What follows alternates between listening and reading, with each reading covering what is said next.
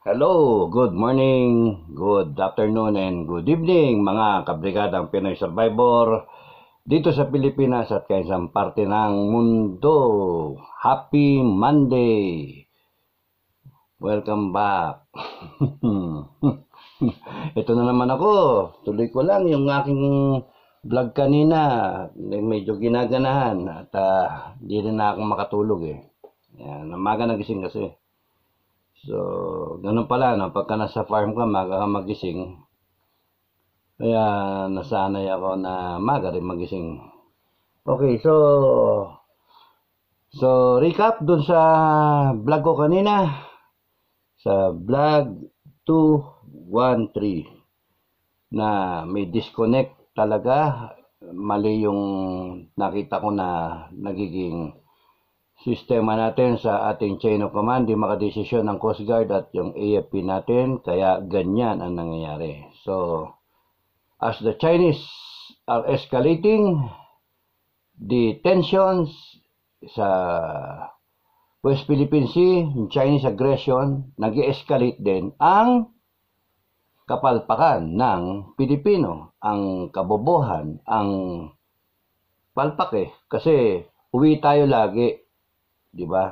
Uwi tayo lagi. And then, masyadong centralized. Itaas ang nagde-decide.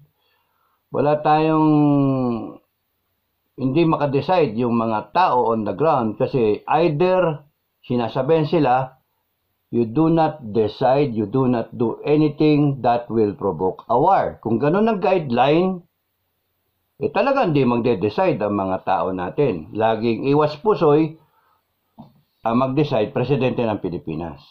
Okay. So, bago ba yan? Ang pangyayari? Hindi. Kaya ngayon, hahanapin ko ngayon kung ang punot dulo niyan.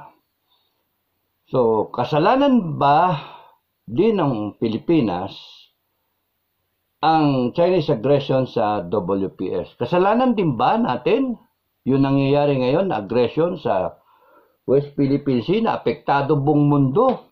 Kasalanan ba natin? So, ano pinagmulan yan? Nung panahon ni Marcos na tatay hanggang umabot nung February Revolution 1986, nandiyan pa yung US bases. Hanggang 1992, nag-decide ang ating Senado na tanggalin ang US bases. Very good, tinanggal nila, nag-decide, landmark decision. Pero di ba, ang to God be the glory it was a divine intervention. Ha? Divine intervention? Oo, pinasabog yung Pinatubo. Pinakawalan, ang tagal na dormant ng Mount Pinatubo, biglang pinasabog, kaboom! And it will take around $700 million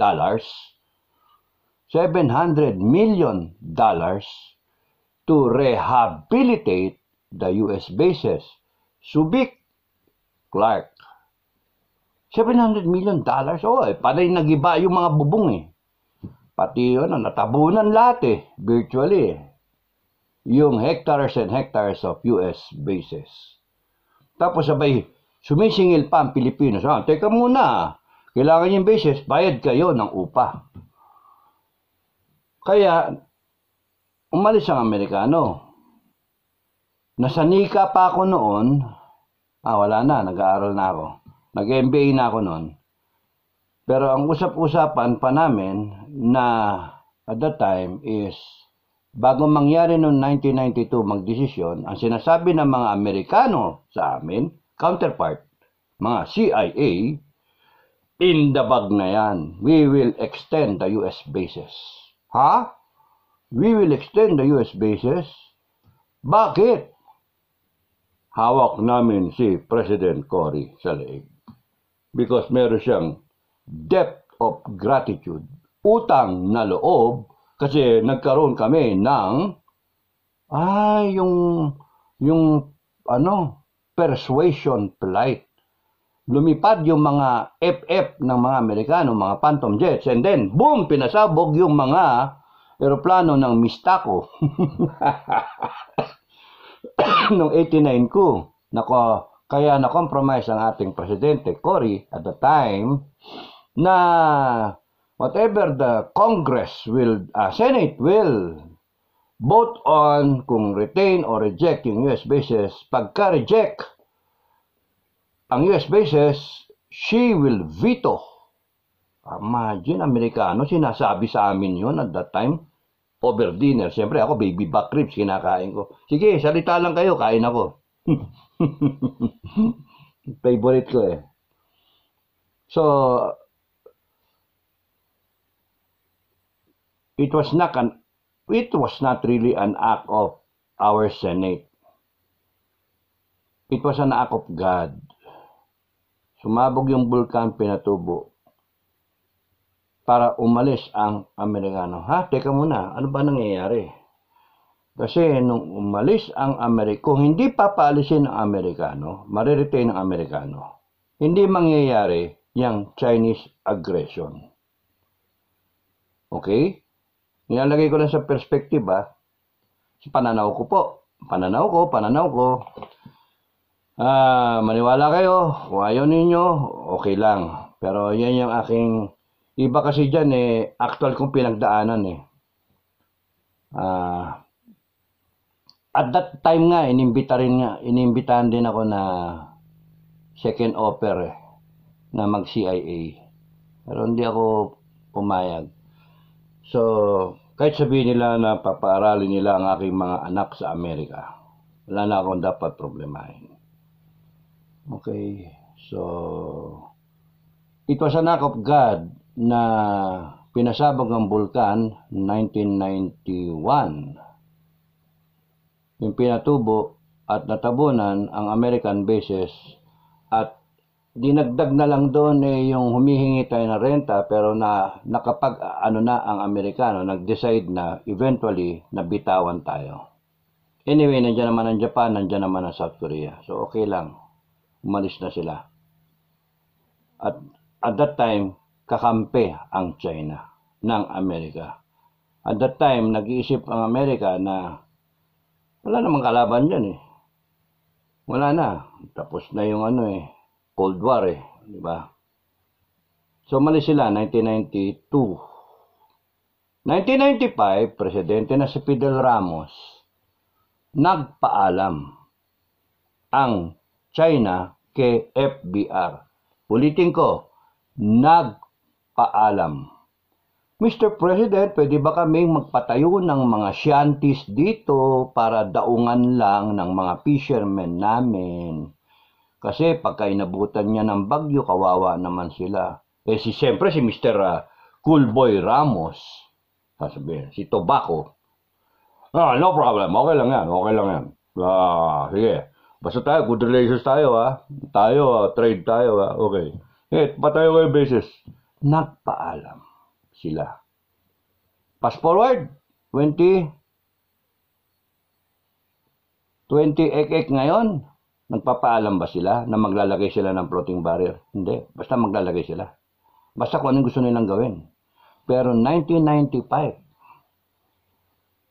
nag-decide ang China na they will build their army, their PLA in 1990. That they will create an armed forces so strong that it is going to be designed not only to fight future wars, but also to win the wars. 1990 yun, nag-decide sila. 1992, umalis sa Amerika. Nawala ang American presence dito sa atin. 1995, nagpaalam pa sila. Magtatayo ng fishermen's shelter sa Mischief Reef. Na ngayon, fast forward, military base na meron ng mga hangar, meron na ngayong mga jet. Pero 1995, 3 years after, umalis sa Amerikano. Bakit hindi kaagad nung pagkalis sa Amerikano 1992, 1993? Lumayag na sila. Kasi wala pa silang Navy na malakas noon. Nag-decide pa lang sila 1990, nagagastosan na nila ang kanilang armed forces. 1995, nagpaalam pa sila. Parang Fidel, pwede ba? Okay. Okay lang. Sige lang. Pagawa kayo. And then, nalaman natin, that same year, iba ang pinatayo. Hindi squatter type na mga shanties. Ang pinatayo, bunker. Laman ng balita noon pa, picture-picture. Ang nakita, panay bunker. Anong ginawa ng Pilipinas? Hinayaan natin. Doon nagsimula. Doon na nagsimula ang perception ng China sa Pilipinas na hindi naman magagalit yan eh. Kasi nagpaalam tayo, hindi naman pumayag naman sila, tapos yung tinayo natin, bunker, parang military garrison, ano reaksyon? Wala, diplomatic forest. Doon nagsimula ang ating DFA na dumadama lagi panay diplomatic protest ngayon nakaka 400 plus na. Doon nagsimula. Tandaan niyo 1995 nagpaalam ang China.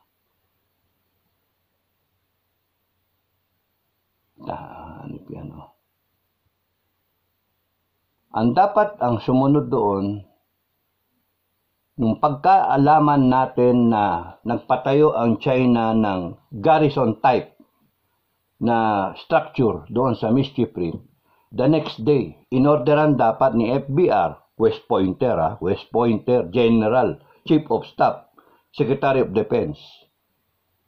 Inorderan dapat niya ang AFP at that time, 1995. Meron pa tayong mga fighter jet. Meron pa tayong mga barko. Binomba na lang sana niyan. General yun. West Pointer. Kung civilian, maintindihan ko, pero general. Presidente ng Pilipinas na doon nagpaalam sa kanya. Kaya nagpaalam, takot sa kanya eh. Takot ang China eh. Wala pa kasing credible defense ang China. Wala pang credible armed forces ang China. Ang kaya lang nilang gumawa is yung bilog-bilog na mga garrison. Pero ngayon, malakas na yung armed forces sila, the strongest navy in the world in terms of number, and they can do anything they want sa buong South China Sea. They can threaten anyone. They can even threaten US. Tayo, we also threaten the US dahil kay Duterte. Sabi niya, FU. Hindi natin kinakailangan ng credible defense para i-threaten ng US. Sasabihin lang ng presidente, PI kayo. Sinabi niya sa European Union, FU. Diba? Sabi niya kay Obama, FU. Diba? Pero China ngayon, kaya na niyang i-threaten ang US. We are warning you. You do not interfere. You do not meddle with our affairs. We will reunite Taiwan with tapos yun. We are reminding the US not to interfere sa West Philippine Sea. They can now threaten. Pero 1995, nagpapaalam sila sa Pilipinas. Ay, nako. 1995 yun. Tapos noon, ano nangyari? Fast forward. Fast forward tayo na. So, wala na yung US bases. 2012. Malakas na Navy nila. Isipin mo naman, taon-taon, nag-i-increase yung military spending mo. No? Yung defense budget mo, nag-i-increase. Taon-taon. So, by 2012, malaki na rin ang dinaanan from 1995 to 2012. 1995, 2005, 10 years. Almost 13 years, 17 years, no? 2012. 17, 15 years, ganon. Ang dami na nilang malakas na sila. 2012, ano nangyari sa 2012? Stand-off, Scarborough Shoal, stand-off.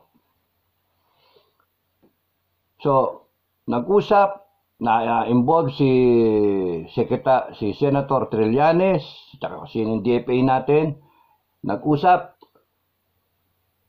may stand-up sa Scarborough, nakaparada sila, uwi tayo, withdraw rin ng China. Dapat ang ginawa natin noon, habang nagwi-withdraw tayo, pinatanaw natin yung China, nagwi-withdraw rin. Ang nangyari, withdraw tayo, nagstay sila. 2012, up to now, nandun sila nakagarahe. Ginawang parking ang Scarborough Shoal. We followed the Ramos template in reacting, in doing so sa Scarborough Shoal. Anong Ramos template? Nagpaalam ang China, tapos nagpatayo sila, instead of fisherman structure, nagpatayo sila ng garrison type structure. Ano ginawa ng Ramos? Hindi siya nag-react. Diplomatic protest. Bumida na ang DFA mula noon hanggang ngayon. Diplomatic protest na lang. Hindi giniba. We have the military capability at that time. Dapat noon nagtapang na tayo. Kasi hindi pa matapang ang China. Alam mo, hindi matapang nagpapaalam ano ginawa? Hinayaan natin. Following the template of Ramos, 2012, nag-withdraw tayo, hindi nag-withdraw ang Chinese Coast Guard o Chinese Navy. Dapat, nung nalaman natin hindi nag-withdraw, pinabalik natin ulit yung ating Navy, ang ating mga barko. Di ba? Mga PI kayo, lintik kayo.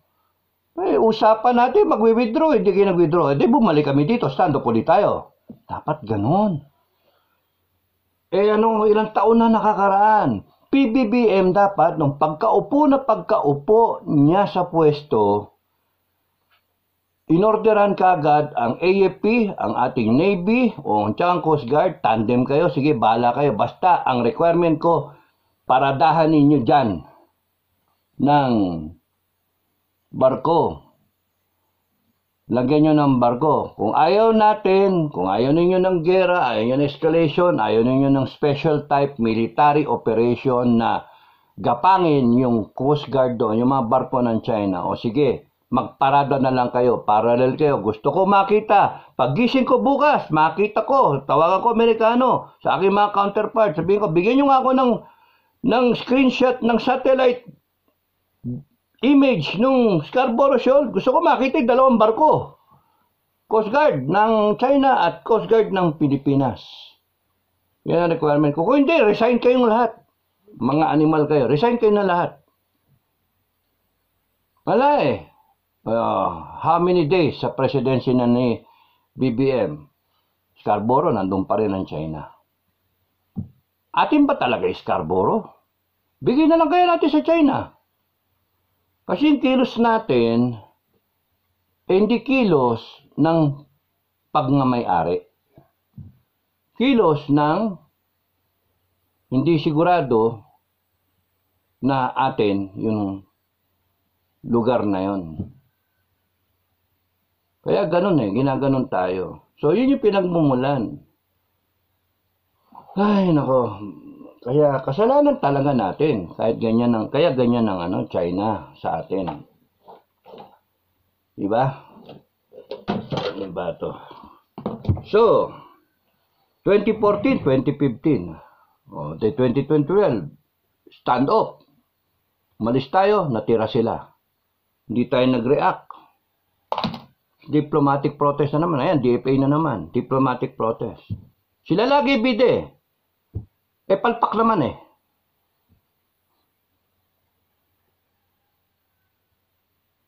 So, 2014, 2015, anong ginawa? Uy, nag-sunblasting. Gumagawa na ng artificial island. Anong ginawa natin? Hinayaan natin. O sige, gusto ba buhangin dito sa Zambales, doon sa Cagayan. Tuwan-tuwa pa tayo, kumukuha sila ng binabayaran tayo. Inisip ng China, wala, mangkurakot yan. Kita mo, bayaran mo, pera yung mga official niya. Kita mo, mining, puno. Kita sila pa tulong sa atin ng peeling materials. Wala naman nakakulong So yan, kita nyo ngayon problema. Kita nyo ngayon yung problema dyan sa West Philippine Sea na yan. Nandyan yung bases nila ngayon. Katapat lang yung Pag-asa Island natin. Sila ngayon ang naghaharang sa atin. Doon ang gagaling yung mga barko nilang humaharang sa atin. Doon dumadaong minsan yung kanilang mga militia, Chinese fishing vessels, at nakikigarahe doon. Nagsimula lang ito Noong 1995, nagpaalam sila sa atin. Nag-construct sila ng garrison type na structure na hindi tayo vehemently nag-react. Dapat noon pa lang ang reaksyon natin ni FBR, inupakan yun and na-transmit sa utak, nag-imprint sa utak ng mga incheck na huwag tayo basta-basta kikilos kasi uupakan tayo ng mga Pilipino. So over the years, dumaan ang panahon, ganito nangyari sa 1995 doon sa Mischief Reef. Ganito nangyari noong 2012 doon sa standoff sa Scarborough Shoal. Panay tamok yung reaksyon ng Pilipinas.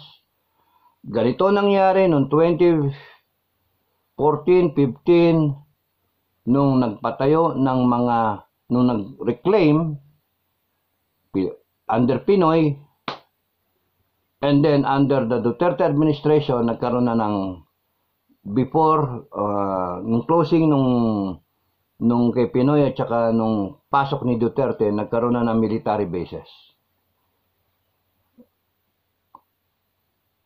So we deserve really the escalation. We deserve the hostile aggression of China because tayo may problema. Tayo may kasalanan. Pilipinas ang may kasalanan.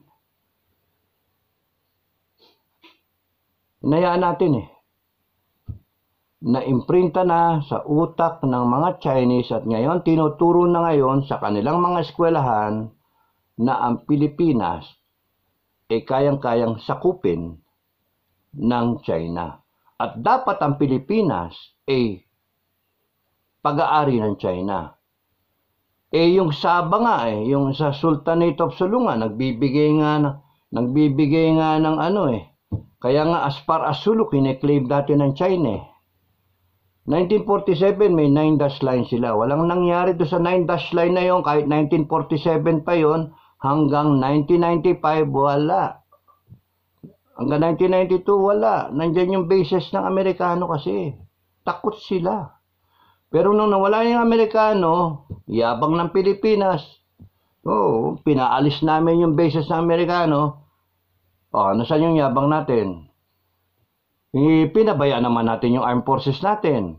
Kasi natulog naman yung Senado natin, yung Congress natin.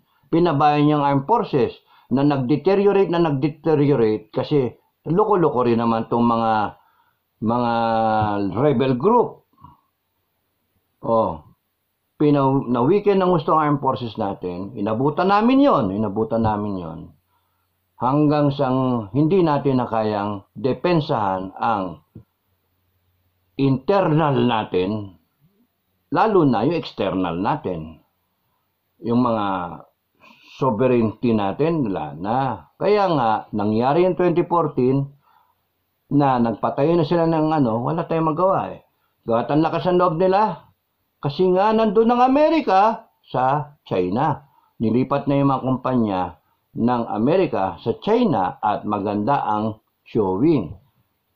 At sa lahat ng to, nakikita ninyo, hindi dapat mapagkatiwalaan ng China as a country kasi yung mga pinuno nila, doble kara, mga sinungaling.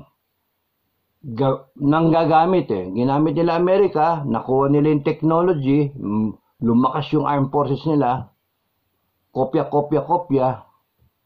Ngayon, may mga jet sila na pantapat, may mga missile silang pantapat, may mga barko sila. May mga hypersonic missiles pa sila ngayon. At mayabang sila ngayon na gusto nila makipaggera. So tama lang na ganyan ang kilos nila. Aggressive behavior. And tayo, through the years, nayaan lang natin kasi. So, we deserve the Chinese aggression. Kasalanan natin. Okay? Ay, nako. Ay, nako. So, ewan ko ba bakit hinayaan ng Armed Forces noon yung pagtayo ng artificial islands? Siguro ganun din. Policy rin sa itaas na hayaan nyo. Kasi sinusuyo natin yung mga incheck para maganda economic relationship. Panahon ni Digong, ni Duterte, ganun din nangyari. Kaibigan natin ng China. Tapos ngayon panahon ni Bongbong, friends to all, enemy to none. Biglang nag-pivot tayo sa Amerika dahil nagkaroon na ngayon ng EDCA bases, additional. So ngayon, yung susunod kong vlog, kukwestiyonin ko yun. So ngayon, ano ang pwede nating kilos? Napakasimple. Meron tayong arbitral award. I-enforce natin yung Philippine laws at ang international law. Backing us up. We have allies na nandyan. What the Philippines should be doing, sagutin ko na rin yung question na yan. What the Philippines should be doing, number 1, Scarborough Shoal, atin yun. Declare na natin, we take possession of Scarborough Shoal. Let us take possession of Scarborough Shoal. I do not care kung ano yung magiging repercussion. Ang punto, atin yun. Huwag nyo nang isipin kung ano yung sasabihin ng China o isipin ng China. Tawagan mo kaagad, Mr. President, ang Philippine Navy, ang Armed Forces, give the marching orders, Philippine Coast Guard. Tomorrow, I want to see the news na nakatabi yung Coast Guard ship natin doon o Philippine Navy ship natin. Tabihan nyo kung ilan yung China doon, yun din ang atin. Dagdagan nila, dagdagan din natin.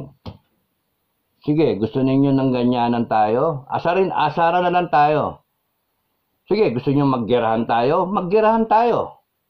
Pero yung 2012 kasi na usapan withdraw tayo, withdraw sila. Hindi mga balasubas talaga Nag-withdraw tayo, naiwan sila. Dapat ang ginawa natin, binalik natin. So it is a long overdue na reaction. Pwede pa namang habulin. Ang gawin natin ngayon, Mr. President, pumawag ka sa Armed Forces mo, Defense Secretary, ikaw, kung ayaw magdesisyon ng Presidente, ikaw na lang ang magdesisyon, Secretary Gibo. Pumurada kayo sa Scarborough Shoal. Pumasok kayo doon. Kung nasaan yung Chinese Navy o Chinese Coast Guard, tumabi kayo kung nasaan sila. Hindi yung sinasabi kayo ng Coast Guard natin, they can only come as much as 8 to 10 nautical miles from where the Chinese are parked. And then ngayon, 7, 6, 5, they can come nearer.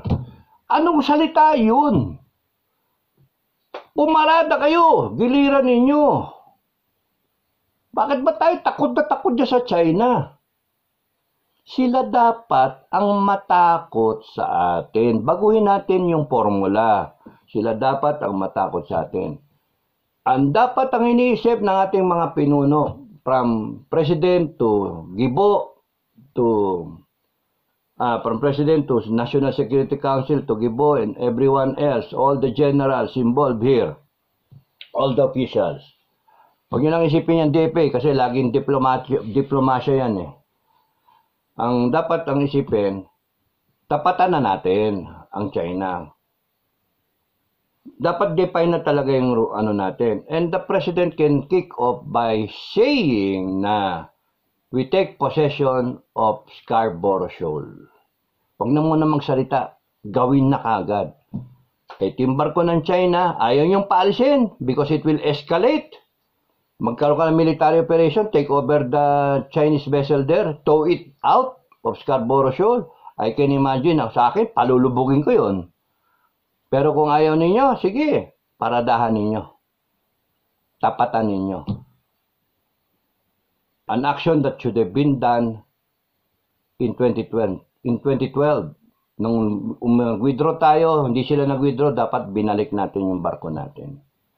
So ngayon, ang pwedeng gawin, huwag nyo nang tanungin yung allies natin. Pwede ba? Huwag nyo tanungin yung allies natin. American, tama ba ang gagawin namin? Stupido. Tumayo. Pwede ba tumayo kayo sa sarili ninyong no? Sa sarili nating paa? Ano ba masama doon? May barko doon ng China, Scarborough, atin yun. Oh. Is well within our economic, exclusive economic zone. It's only 127 miles from Masinloc. Oh. Zambales, o magpadala tayong barko doon. Digitan nyo. Yun na muna. Oh. Kasi ayoko makadinig na salita ng Coast Guard na sinasabi, na tinatanong, we cannot sustain yung meron tayong barko doon. Loko-loko. Yung BRP Sierra Madre, 1999 pa yun, hanggang ngayon sinusustain natin. Kaya nga tayo may mga resupply. Bakit ang isip ng Coast Guard, hindi kayo magpadala ng barko doon and then you also do the same. Mag-resupply missions kayo. Pasukin ng mga fisherman. Anong problema? Nagre-resupply din yung China doon O di mag-resupply din tayo. But first, you have to bring our Coast Guard ships inside the shoal or park our ships beside China such that makikita ng buong mundo o na satellite feed, makita, ayun, magkatabi. Lagyan nyo pa ng mapa, pinturan nyo ng mapa ng Pilipinas, yung side ng barko at saka yung ibabaw ng barko para makita talaga Pilipinas. Pangalawa, nandun pa lang ako, pumarada pa lang tayo. Tapos nun, you take possession na nga. Pasok na yung mga fishermen, mangisda na sila kasi nandun tayo nakaparada. Hindi na matatakot yung fishermen natin na mangisda kasi nga, nandun na tayo, nandun na yung Coast Guard. Hindi, mag-resign na lang kayo lahat sa Coast Guard. Kung hindi nyo kayang gawin. Buti pa yung mga fishermen, nag-willing sila na tumayo Bakit? Yung BRP Sierra Madre nandoon sa Ayungin Shoal. May 14 na Marines doon. May Marines doon na nakastasyon. Masyado naman comfort-oriented yung anong problema? Ba't hindi kayo makaparada ng barko doon? Nakaparada yung China. That's why every day, TikTok that is passing by, since 2012, ang thinking ng China at buong population ng China, kanila yung Scarborough Shoal. Kaya nga, yung 9 dash line nagja-justify, kanila yun. Yung Scarborough Shoal, kanila. Kasi nga wala nga presence sa Pilipinas Pwede ba, isipin ninyo, tapatan nyo. Kung may barko doon, hindi natin kayang tanggalin, tapatan nyo. Maglagay kayo ng mga ranger doon, maglagay kayo ng mga special forces doon sa barko na yon. Para pagkagabi, gagapangin na lang nila. Magkatabi Gagapangin na lang nila, matakot sila sa atin. And then, pagka umaga, boom, sumabog, bungkunana, sabog yung barko. Bakit? Tulungan namin kayo. Ba't sumabog? Ay, nako. And then, can we not start extracting oil and gas dyan sa West Philippine Sea, kahit saan dyan sa may Ayungin Shoal, dyan sa kung saan meron, confirm, can we not start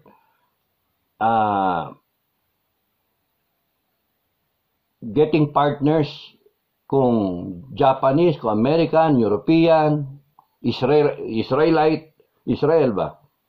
Malaysia, whatever. Let's partner with people, with countries who have the capability to extract minerals, oil and gas dyan sa area. Let's start exploring. Let's start extracting. Atin exclusive economic zone. The problem is sa Pilipinas.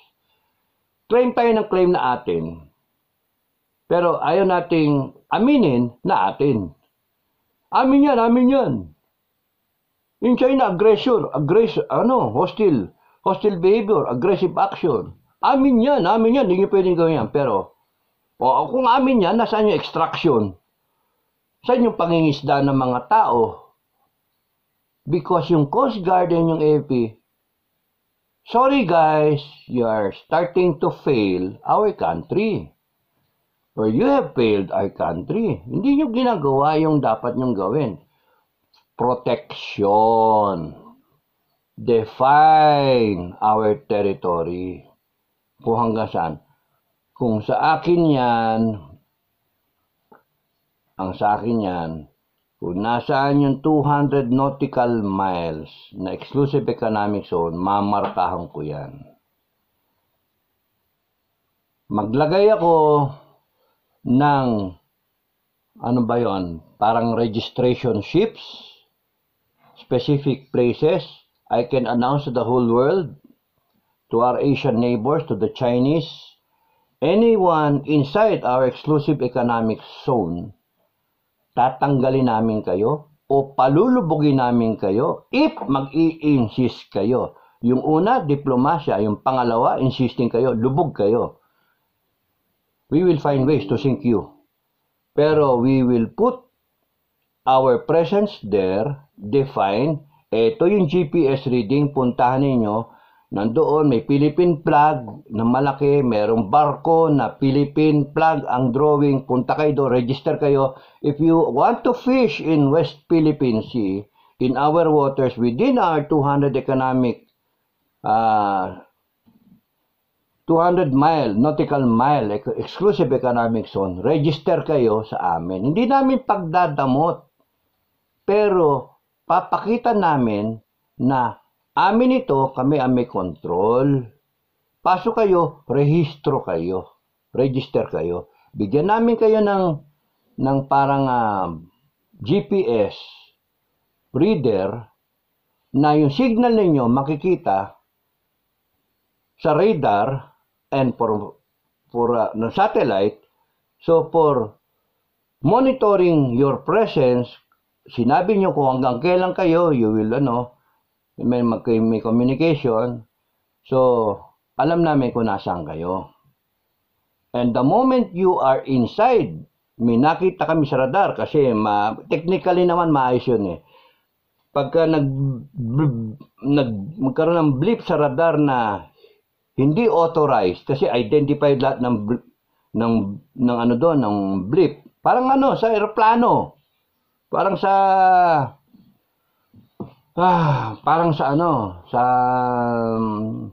tawag doon?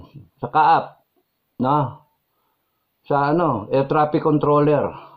Lahat ng aeroplano identified yung pumapasok sa airspace. Bakit hindi na lang natin i-identify lahat ng barko na pumapasok sa ating water space, sa ating territory?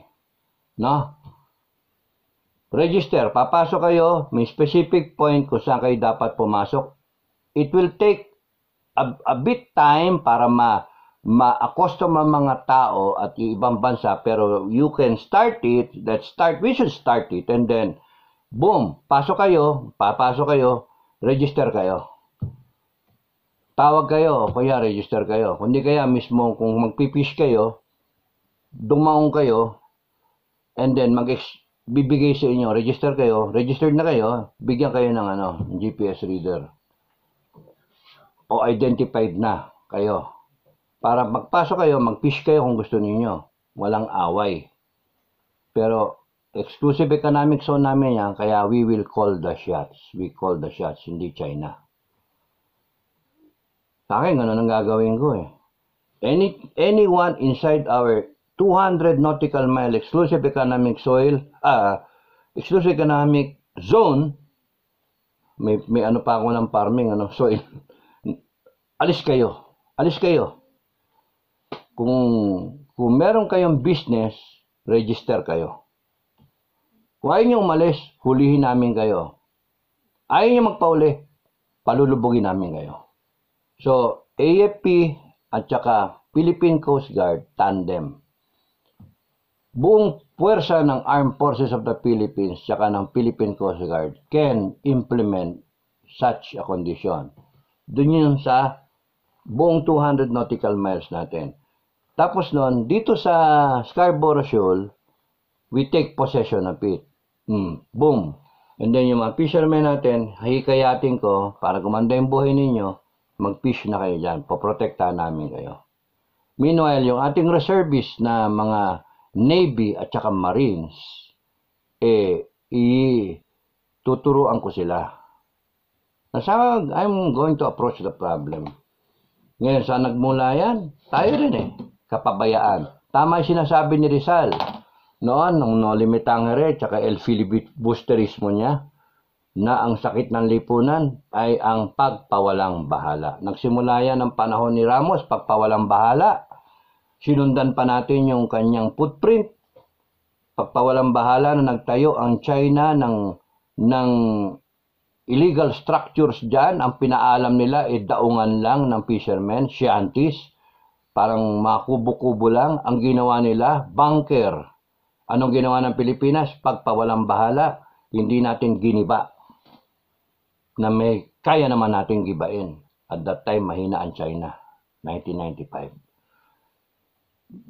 Natandaan nila yon 2012, stand-up, malakas na ang China. May umabot na yung Coast Guard nila sa Scarborough Shoal, 2012. Pero wala pa silang reclamation. The reclamation happened nung 2014, no? Mga ganun. Pero bakit nakakapasok sila sa Scarborough Shoal? Pinalis natin yung Amerikano. Wala yung Amerikano. Kaya nga nagkaroon ng BFA ng 2014. Natakot na tayo. Diba? Kaya nagkaroon ng EDCA. Kailan nagkaroon ng Visiting Forces Agreement? I remember 2014. Tapos dinagdagan the next year ng EDCA. O kailan ba yung EDCA na yun? EDCA. Tapos noon.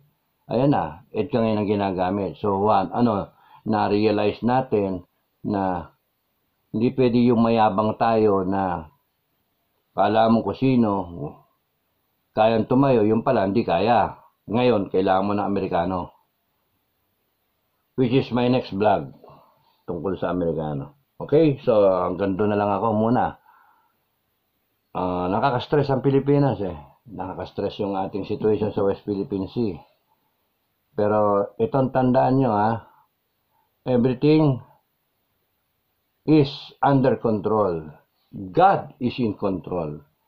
Everything that is happening in the West Philippine Sea, as you see it now, God is in control.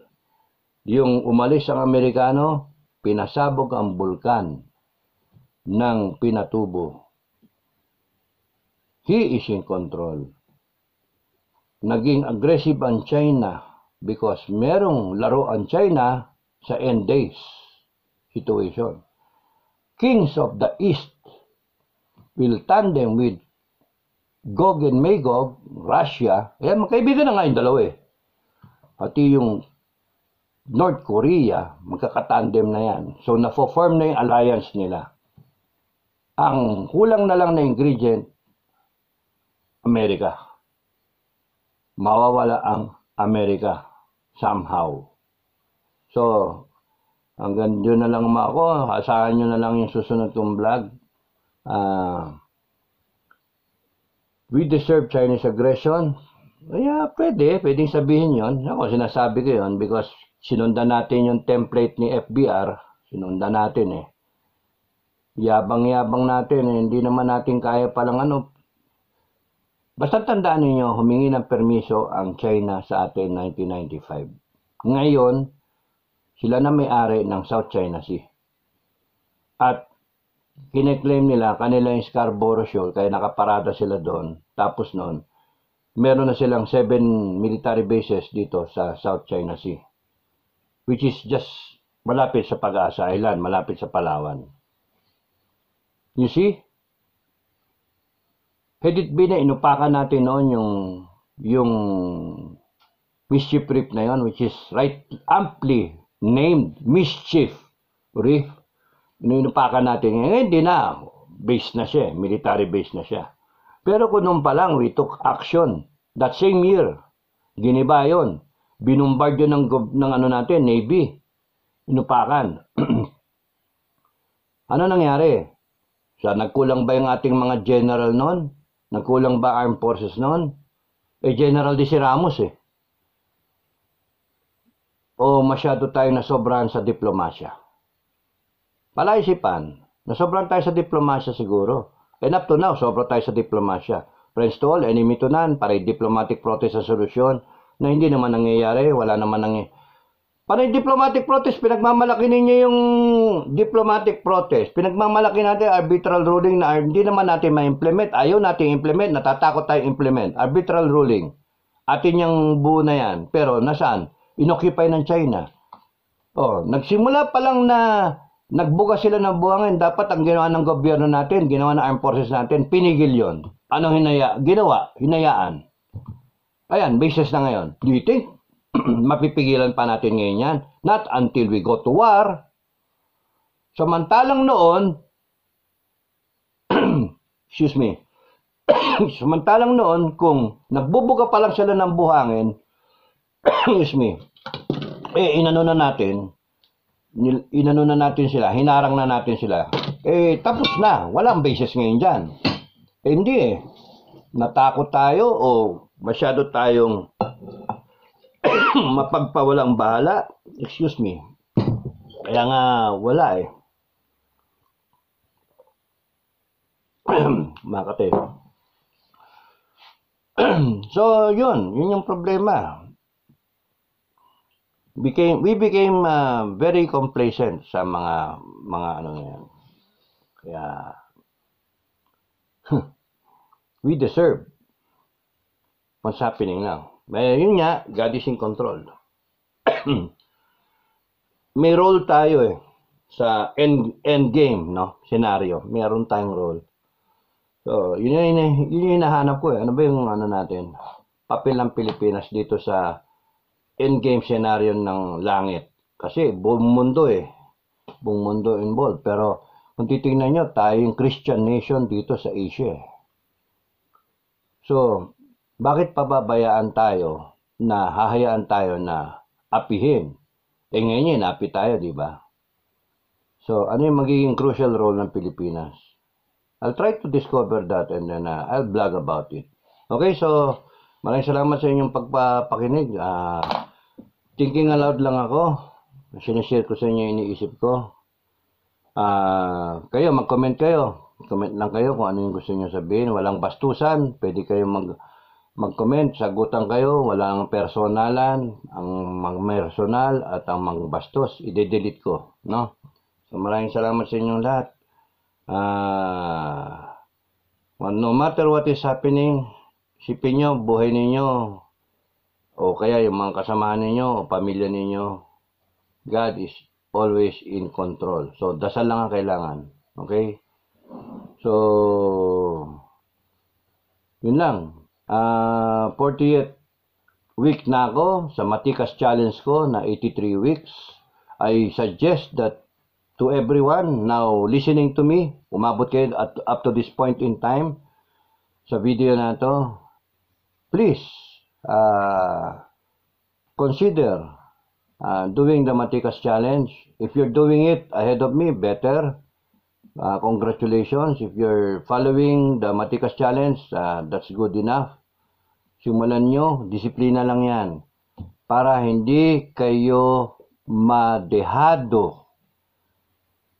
Iba yung physical preparation sa mental, spiritual preparation.